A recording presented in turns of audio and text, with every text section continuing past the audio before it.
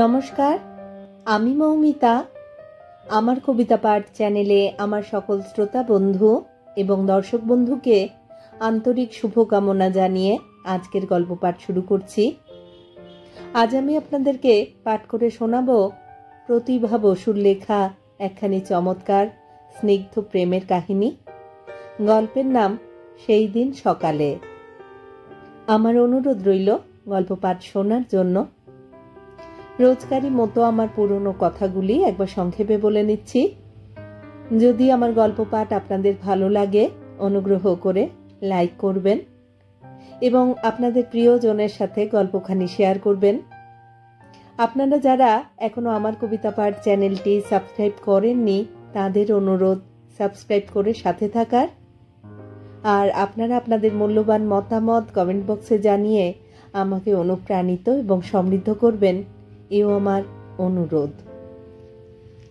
ধন্যবাদ। শুরু করছি আজকের গল্প, সেই দিন সকালে।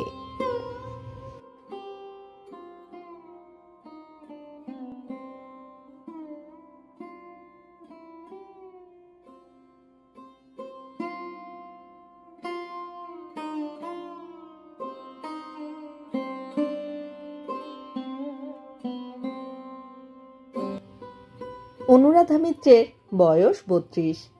কোনো একটি মেয়ে কলেজে 7 বছর যাবৎ পড়াচ্ছেন। আপাতত অধ্যক্ষার পদে উন্নীত।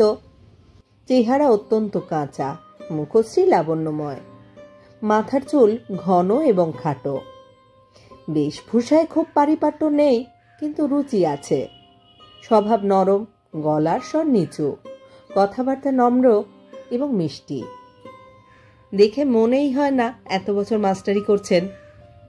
32 বছর বয়সেও তার স্বাভাবিক লাবণ্য 22 বছরের মেয়ের মতোই সতেজ। এখন শীতের ছুটি। ভেবেছিলেন এই ছুটিতে একটা লম্বা ভ্রমণে বেরুবেন। কলেজের অন্য 2জন সহকর্মিনী দক্ষিণ দিকে যাচ্ছেন। উদ্দেশ্য ওয়াল্টায়ারের রাগী সমুদ্র দেখে গোপালপুরের ঠান্ডা সমুদ্রে স্নান করে ফিরে আসবেন। অনুরাধাও তাদের সঙ্গ নেবেন ঠিক ছিল। হঠাৎ বদলে গেল সেই প্রোগ্রাম। এখন তিনি কলকাতায় গিয়ে বিয়ে করবেন স্থির হয়েছে, অর্থাৎ এতদিনে মনস্থির করতে পেরেছেন। বিয়ে করে ছুটি কাটিয়ে এবারের মতো তিনি কর্মস্থলে ফিরে আসবেন। তারপর চেষ্টা করবেন কলকাতায় বদলি হতে। সরকারি চাকরি বদলি হওয়া অসম্ভব নয়। হোমরা চোমরাদের সঙ্গে আলাপ পরিচয়ও আছে কিছু কিছু। এর মধ্যে অবশ্য আরো 2বার প্রস্তাব এসেছে। চেষ্টা চরিত্র করে থেকে গেছেন নিজেই। আসলে জায়গাটা খুব ভালো লাগে তার। এ নিয়ে মা বাবা অনেক গঞ্জনাও দিয়েছেন, তিনি গায়ে মাখেননি। অনুরাধার ভাবি স্বামী ডক্টর মুন্সি একজন মস্ত ডাক্তার।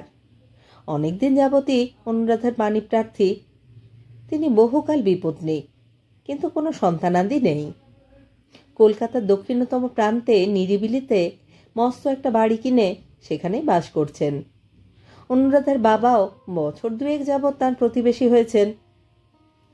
ডক্টর মুন্সি হৃদরোগ বিশেষজ্ঞ এবং অনুরাধার মা রিউমেটিক হার্টের রোগী, সুতরাং প্রাত্যহিক ডাক্তার। বিশেষত মায়ের মেয়েটিকে দেখার পর থেকেই তিনি যখন দর্শনী নিতে নারাজ হলেন, তখন থেকেই ঘনিষ্ঠতাটা বৃদ্ধিপ্রাপ্ত হল। ইদানিং বাড়িরই মানুষ। ছুটি ছাটায় কলকাতায় গেলে সর্বদাই অনুরাধার সঙ্গে দেখা হয়। মুখে চোখে যথেষ্ট প্রেমভাব ফুটিয়ে রাখেন। অনুরাধা এড়িয়ে চলেন। তা বলে অনুরাধা যে অন্য কোনো প্রেমিক আছে তা নয়। আসলে বিয়েতেই তার উৎসাহ কম। কেন কম তার কোনো সঙ্গত কারণ আছে বলে মনে হয় না। অনুরাধার মা বলেন, বইয়ের পোকা, বই নিয়েই মত্ত সেই ছোটবেলা থেকে, আর কোনো দিকে তাকাতে পারল না। কথাটা সম্ভবত সত্য। অনুরাধা ছেলেবেলা থেকেই পড়াশোনাতে 1 নম্বর। সব পরীক্ষাতেই তার কৃতিত্ব উল্লেখযোগ্য রকমের ভালো। MA পাশ করে বৃত্তি নিয়ে ক্যালিফোর্নিয়া কোনো এক বিশ্ববিদ্যালয় থেকে 25 বছর বয়সে ডক্টরেট হয়ে ফিরে এসেছেন। এসে থেকেই উত্তর বাংলার বাসিন্দা। অনুরাধার আরো 2টি বোন আছে। তারা দুজনেই বিবাহিত, দুজনেই সন্তানের জননী। দ্বিতীয় বোনটি অনুরাধার 5 বছরের ছোট, তার পরেরটি 3 বছরের। দুজনেই বিয়ে পাশের ওপরে ওঠেনি, মা বাবাও টানেননি, বরং ভেবেছেন এদের উপর খরচ করে পণ্যশ্রম ছাড়া যখন আর কিছু বিশেষ হবার নয়, তখন সুবিধে মতো পেলে বিয়ে দেওয়াই ভালো। 3 বোনের মধ্যে সব দিক থেকেই অনুরাধা শ্রেষ্ঠ। লেখাপড়ায় তো বটেই, চেহারা চরিত্রেও তার সঙ্গে অন্য বোনেদের তুলনা হয় না। অনুরাধা শান্ত, বাধ্য এবং মা বাবার মতে মা বাবার দুঃখ বোঝেন। অনুরাধাকে তারা বলেন তাদের উপযুক্ত ছেলে। এক সময় অনুরাধার অনুরাগীদের সংখ্যা অগণ্য ছিল, যদিও এখনো নগণ্য নয়, কিন্তু অনুরাধাও যেমন তাদের ধরাছোঁয়ার বাইরে নিজেকে সরিয়ে রেখেছেন, তার মা বাবাও মেয়ে সেই অস্বীকারকে মেনে নিয়ে পরোক্ষে অবিবাহিত থাকতে উৎসাহ দিয়েছেন। এই যোগ্য সন্তানটির উপার্জন তার বাবার আয়ের সঙ্গে মিলিয়ে সংসারকে যথেষ্ট সচ্ছল করেছিল। অনুরাধার মা অন্য দুটি মেয়েকে ভালোভাবে মানুষ করতে পেরেছিলেন অক্লেশে, বিয়েও দিতে পেরেছেন, সুতরাং তার আকর্ষণও কম নয়। অবশ্য অন্য 2 মেয়ের বিয়ের আগে তারা যে বড় মেয়ের বিয়ের কথাও না চিন্তা করেছেন তা নয়, তবে তেমনভাবে নয়। বলেছেন, এমন মেয়ের জন্য কি ইচ্ছে করলেই মনোমতো পাত্র পাওয়া যায়? তাছাড়া মেয়ে নিজেই যখন মাথা পাচ্ছে না। কিন্তু এখন তারা খুব ব্যস্ত। ডক্টর মুন্সির মতন একজন শাঁসালো পাত্রকে তারা হাতছাড়া করতে নারাজ। বলতে গেলে মা এখন রীতিমতো কান্নাকাটি শুরু করেছেন। বলছেন, তুই যদি অমন করিস আমি তবে বাঁচব না। বয়স তোর 32 পূর্ণ হয়ে গেল, এখনো যদি বিয়ে না করিস তবে আর কবে করবি? মেয়েদের মা হবারও তো একটা নির্দিষ্ট বয়স আছে, সেই সময়টাকেও তো ধরবি। মায়ের অন্য কান্নাকাটিগুলো তেমন ছোঁয়নি অনুরাধাকে। খুব অন্যায়ভাবে মনে হয়েছে মা বাবা সব সময়ই নিজেদের কথাই ভেবে কথা বলেন। পাশের বাড়িতে ডাক্তার জামাই বাস করা মানেই চিকিৎসার সুবিধে, আর এত কাছে অনুরাধার মতো, মানে যে মেয়েকে তারা ছেলে বলেন, সেই মেয়েকে রাখতে পারা মানেই বিপদ আপদ, প্রয়োজন অপ্রয়োজনে বৃদ্ধ বয়সে সব কিছুরই নিশ্চিন্ত নির্ভর। কেননা অনুরাধা বিয়ে করুন ছাই নাই করুন, এর আগে তারা কোনোদিন এত পীড়াপিড়ি করেননি। অথচ এর চেয়ে ভালো বা এর সমতুল্য সুপাত্র অনেকবার এসেছে গিয়েছে। কিন্তু শেষের কথাটা প্রাণে লেগেছে অনুরাধার। শিশুদের ভীষণ ভালোবাসেন তিনি। একসময় বোনেদেরও কম করেননি, বিশেষত ছোট বোন দেবযানীকে। জানু বলতে পাগল ছিলেন। এখন জানুর গাপ্তা গোপ্তা বছরখানেকের ছোট ছেলেটাকে দেখেও মনটা বেশ উদ্বেল হয়ে ওঠে। বলেছিলেন, তোর তো ঘন ঘন দুটো, এটাকে দে না, আমি পুষিনি। হেসে হেসে আদর করে চুমু খেতে খেতে ঠাট্টা করেই বলেছিলেন, কিন্তু সত্যি যদি জানু দিতে রাজি থাকতো, কি করতেন বলা যায় না। অবশ্য এ কথা ঠিক, 32 পূর্ণ 33 বছর বয়সের একজন মেয়ে এমন কিছু বয়স্ক নয় যে সন্তান জন্মাবার নির্দিষ্ট বয়সের শোকে এখনই মাথায় হাত দিয়ে বসতে হবে। তবে শেষ পর্যন্ত যদি বিয়ে করতেই হয় এবং সন্তানের কথাটা নিতান্ত গৌণ বলে ভাবা না যায়, তাহলে এখন থেকেই সচেষ্ট হওয়া ভালো। ঠিকঠাক মতো যদি সবকিছু হয়, তাহলে এই বিচক্ষণ ডাক্তারটিকেই বা নয় কেন? পাত্র হিসেবে লোকটি লোভনীয় তো বটেই। ভদ্রলোকের বয়স 41, চেহারা টকটকে, উপার্জনে সিদ্ধহস্ত। তাছাড়া বলা যায় প্রায় 1.5 বছর যাবৎ অনুরাধার একনিষ্ঠ ভক্ত। মেয়ে যেমন বিশাখা তো বলে, তোমার প্রেমে একদম হাবুডুবু খাচ্ছেন উনি। শুনতে মন্দ লাগে না, হাজার হোক একজন কৃতী পুরুষ তো বটে। কিন্তু তবু যে কেন নিজের ভিতরে এতটুকু তাগিদ অনুভব করেন না কে জানে। আসলে ঠিক ক্লিক করে না, না করলো। তবু এবার তিনি মনস্থির করেছেন, ভেবে দেখেছেন ক্লিক তার আর কারোর সঙ্গেই করবে না। ওটার কাজ করছে না তার হৃদয়ে। মাঝে মাঝে নিজের উপর রাগও হয়, সেজন্য নিজেকে অসুস্থ মনে হয়। যুক্তি দিয়ে বুঝে নিয়েছেন আসলে প্রেম আর বিবাহ এক বস্তু নয়, একটার মূল্য অপার্থিবতায়, অন্যটা পার্থিব হিসেবে অনিবার্য। অতএব অতএব ঠিক করে ফেলেছেন বিয়েটা বরং করেই ফেলা যাক। একজন সঙ্গী তো হবে, মা তো হওয়া যাবে, আর ভাউ হিসেবে চিরকালে সুনাম অক্ষুণ্ণ রেখে নিজের মা বাবাকেও সন্তুষ্ট করা যাবে। খবর পেয়ে ডক্টর মুন্সি একটা প্রেমপত্রই লিখে ফেলেছিলেন। উড়ে এসে একবার কিসের যেন ছুতো করে দেখাও করে গেছেন। তখনও খুঁটিয়ে খুঁটিয়ে বিচার করে আপত্তি করবার কোনো কারণ ঘটেনি। এরপরে মা লিখেছেন, অনেক কপাল করলে এমন জামাই পাওয়া যায়। জানিস, প্রণামী হিসেবে আমাকে 170 টাকা দিয়ে একখানা গরদ কিনে দিয়েছে, তোমার বাবাকে সিল্কের বুশশার্ট কিনে দিয়েছে, আরও যে কতভাবে কত কিছু করে তার ঠিক নেই। ওর গাড়িটা তো বলতে গেলে নিজেদের মতো করেই ব্যবহার করি আমরা। তোমার বাবাকে নিয়মিত ড্রাইভার গিয়ে অফিসে পৌঁছে দিয়ে আসে। দিনক্ষণ সবই ঠিক করেছি, তুমি ছুটি হওয়া মাত্রই একটা দিনও নষ্ট না করে প্লেনে চলে এসো।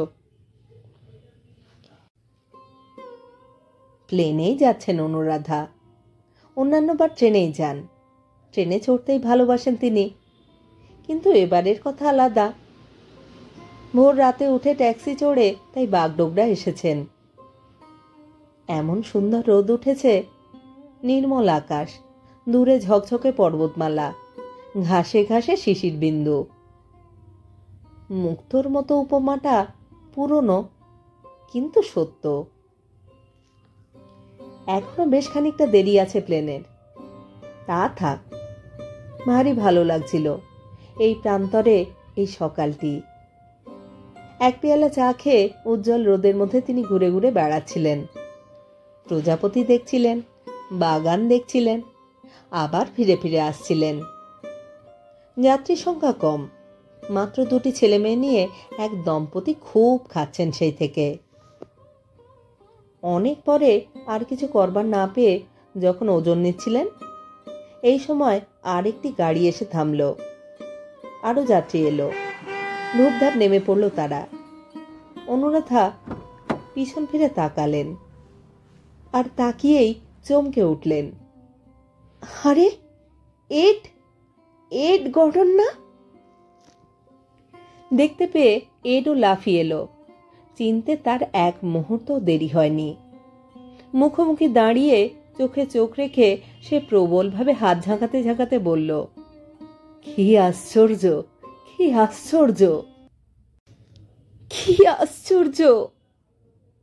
বিহ্বল কণ্ঠে অনুরাধা উচ্চারণ করলেন শব্দটি। ঠপর, বলো কেমন আছো? নীল চোখে ছায়া ফেলল এড। তুমি তুমি কেমন আছো? অনুরাধার গলার স্বরও গাঢ় হয়ে এলো। জানো, তোমার ঠিকানার জন্য আমি কি না করেছি। থাক, কবে এলে বলো? 3 সপ্তাহ। 3 সপ্তাহ? আর দেখা হলো একদিনে? অথচ জানো, ভারতে আসার চেষ্টা আমার সেই থেকে। কেন বলো তো? কেন আবার দেশ দেখা? না। তবে তুমি, তোমার জন্য। আহা, কলকাতায় গিয়ে 7 দিন ছিলাম, শহর তোলপাড় করেছি। এই নামের মানুষটিকে খুঁজে কেউ বলতে পারেনি। কত অনুরাধা মিত্রই না আছে সেখানে, শুধু আমি যাকে চাই তার দেখাই মিলল না।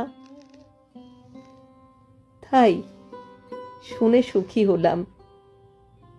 কোথায় যাচ্ছ তুমি? কলকাতা। তুমি কোথায়? আমি আমি কোথাও না, আমার বন্ধু দুজনকে তুলে দিতে এসেছি, ওরা যাচ্ছে কলকাতা। মারে, তুমি নাও কেন? তুমিও চলো না। আমার মেয়াদ ফুরিয়ে গেছে, 3 দিন হলো দার্জিলিংয়ে পাহাড়ে আছি, কাল নেপালে যাব। তারপর তারপর সপ্তাহে শেষে স্বদেশে প্রত্যাবর্তন। আবার হাত বাড়িয়ে হাত ধরল এড। কি ভালো লাগছে তোমাকে দেখে, কি সুন্দর দেখাচ্ছে তোমাকে, তুমি ঠিক তেমনই আছো, আরো আরো আরো বেশি সুন্দর হয়েছ। হঠাৎ বুকের মধ্যে 7 বছর আগেকার মতো একটা কম্পন অনুভব করে স্তব্ধ হলেন অনুরাধা। তিনি লাল হয়ে উঠলেন, সামলে নিয়ে বললেন, মনে রেখে কথা বলার অভ্যেস দেখছি আগের মতোই আছে তোমার। সবই আগের মতো আছে, কেমন দেখছো? কেমন আর, সেই চিরাচরিত এড, তেমনই ছটপটে ফুর্তিবাজ হন্তদন্ত এড। অনুরাধা তাকিয়ে থেকে অন্যমনস্ক হলেন। লস অ্যাঞ্জেলেসের দিনগুলো মনে পড়ল। সেই নিঃসঙ্গ নির্বান্ধব প্রবাসে এই ছেলেটি একদিন পৃথিবীর সমস্ত নির্যাস এনে ঢেলে দিয়েছিল। কি ভাবছ? না, কিছু না। আমাদের ইউনিভার্সিটি ক্যাম্পাসটা তোমার মনে আছে? হ্যাঁ, খুব আছে।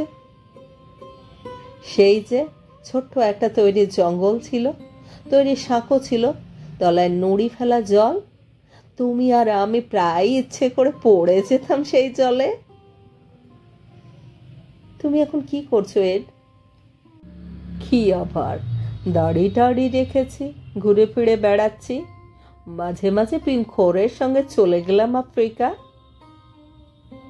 আর তোমার গান বাজনা, ছবি? দরকার মতো তাও কাজে লাগাই, ওভাবে পড়লে বাজাই, গাই ঠাই, পথে ঘাটে ছবি আঁকি বসে বসে। বিট না হিপি? দুটোর একটাও না, বলতে পারো ভব ঘুরে। ভব ঘুরে হতে গেলে কেন? একটা উদ্দেশ্য ছিল। মা, তাই নাকি? কি উদ্দেশ্য? একজনের উপর প্রতিশোধ। প্রতিশোধ? হ্যাঁ, নিজেকে আমি খড়কুটোর মতো ঝড়ে উড়িয়ে দিতে চেয়েছি। দেখি কোথায় গিয়ে পড়ি। কোথায় গিয়ে পড়লে? একেবারে লক্ষ্যভেদ। দেখছো না কেমন মুখোমুখি দাঁড়িয়ে আছি? আমার কথা যেন কত মনে ছিল তোমার। ছিল না? ছিল বুঝি? কি প্রমাণ চাও? এড, বলো। নেপাল কি যেতেই হবে? হ্যাঁ, যেতেই হবে। কেন?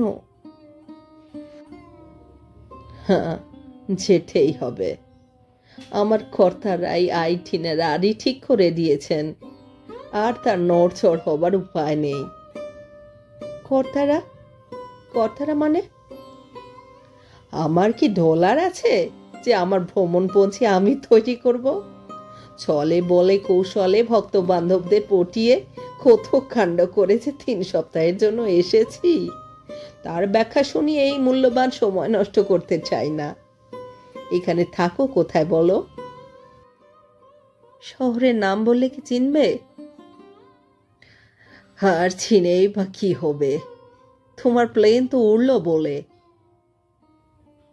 আজ খুব লেট হচ্ছে, বোধহয় কিছু যান্ত্রিক গোলযোগ ঘটেছে। আরো লেট হোক, আরো গোলযোগ ঘটুক, প্লেনটা একদম অকেজ হয়ে যাক। ইচ্ছে করছে গুলি মেরে ওটাকে ফুটো করে দিই আজ। তারপর এড, ববির খবর কি? নেলির সঙ্গে ওর বিয়ে হয়েছিল, হলো গেল, আবার বিয়ে করলো। আর হ্যারি? তার প্রেমিকা তো তোমারও প্রেমিকা ছিল।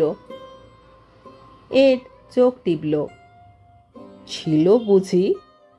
আর হ্যারি? হ্যারি তোমার ছিল না? যা, হিংসুক। হ্যাঁ, হিংসুকই তো। ওকে দেখলে আমার খুন করতে ইচ্ছে করে। কেন? হ্যারি আমার সকল দুঃখের মূল। কি দুঃখ? আমি পড়ে জেনেছিলাম হ্যারিটা সব সময় আমার বিরুদ্ধে লাগাতো তোমার কাছে। জানি তোমার উপর ওর দুর্বলতা ছিল, তাই বলে আমার সঙ্গে তুলনা। ভালোবাসার ও জানে কিছু? সব তুমি জানো না? নিশ্চয়ই জানি, নিশ্চয়ই। ওসব ভুলে যাও। কেন ভুলবো? সে দুঃখ কি ভুলবার? ভোলা যায়?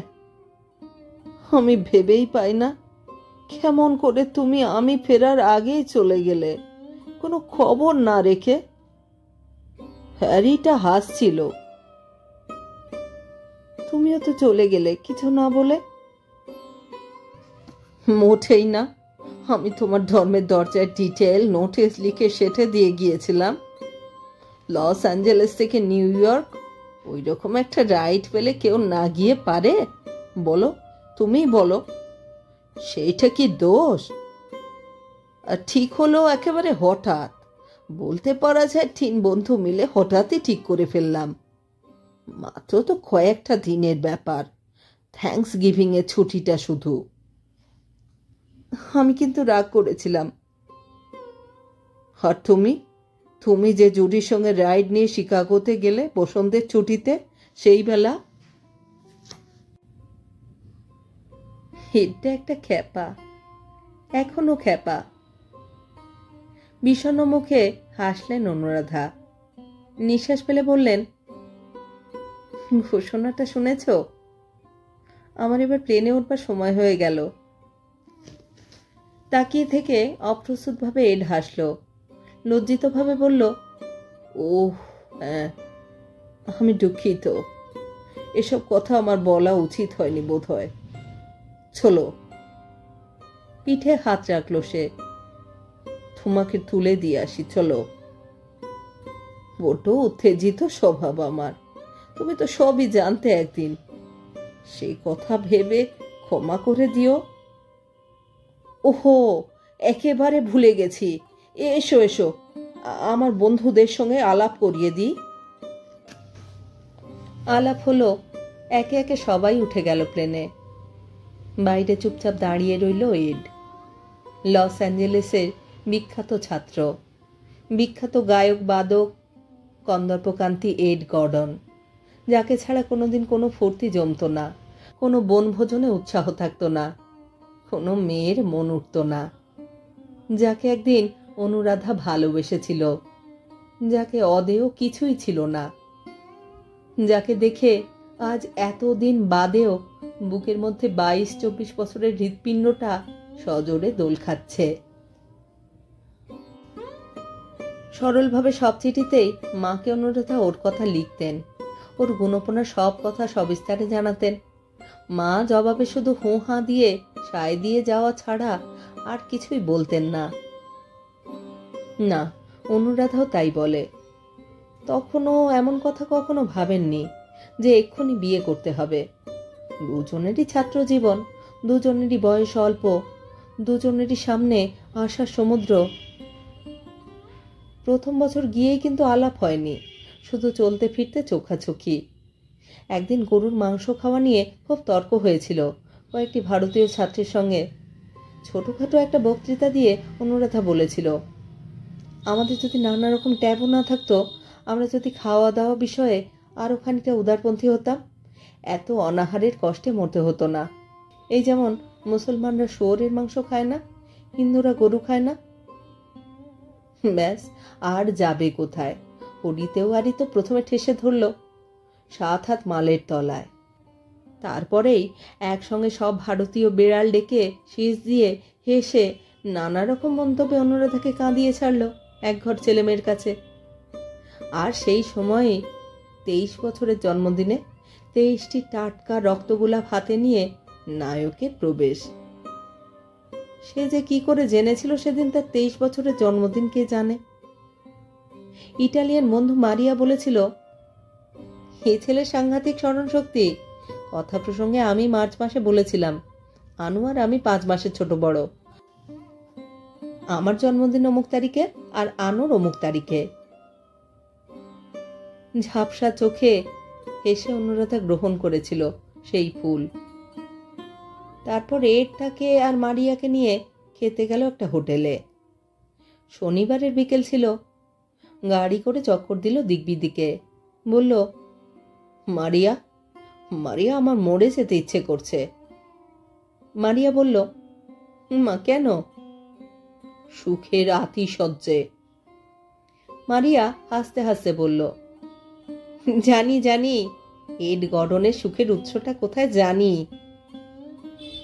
সেই সময়ে অনুরাধার মনেও কোনো দুঃখ ছিল না। বিকেল বেলাকার অপমানের জ্বালা কখন যেন জড়িয়ে গিয়েছিল। ভারতীয় ছাত্ররা তারপরেও তাকে অনেক জ্বালিয়েছে। বিদেশে এসে দেশের নিন্দে করেছে, এই অপরাধে বয়কট করেছে, মাতাহারি নাম দিয়েছে। কিন্তু সব দুঃখ নিরসন করে দিয়েছে এড। তার হৃদয় ভরা ভালোবাসার স্রোতে সব ভাসিয়ে দিয়েছে।